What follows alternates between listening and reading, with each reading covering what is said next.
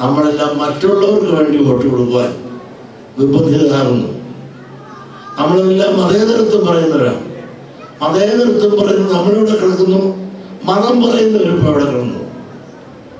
ഞാൻ കൂടുതലൊന്നും പറയുന്നില്ല. പ്രത്യേകിച്ച് ഈ പ്രദേശത്തുള്ളവർ അറിവുള്ളവരാണ്. ഈ അറിവും തിരിച്ചറിവുള്ള നമ്മളെല്ലാം ഒന്നായതുകൊണ്ട് സമുദായത്തെ ഒരേ കുടക്കീഴിൽ കൊണ്ടുണ്ട് നമുക്ക് മുന്നേറാൻ സാധിക്കണം. വരും കാലമെങ്കിൽ നമ്മുടേതും കൂടിയാണ്, മറ്റുള്ളവരുടേതും ആയിക്കോട്ടെ.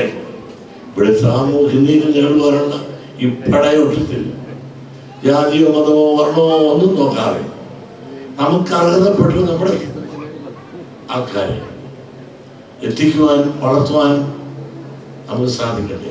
വിദ്യ കൊണ്ട് പ്രബുദ്ധരാകാൻ സാധിക്കുന്ന വിദ്യാഭ്യാസ സ്ഥാപനം എവിടെ? ആര് തരുന്നു? ഉള്ളവൻ തന്നെ മുഴുവൻ മേടിച്ചിട്ട് മലപ്പുറത്തോ അവിടെ എവിടെയെല്ലാം അടച്ചു വിടുമ്പോൾ ആ ഉള്ള സത്യം ഞാൻ പറഞ്ഞ അവിടെ ഞാൻ വർഗീയവാദിയായിരുന്നു.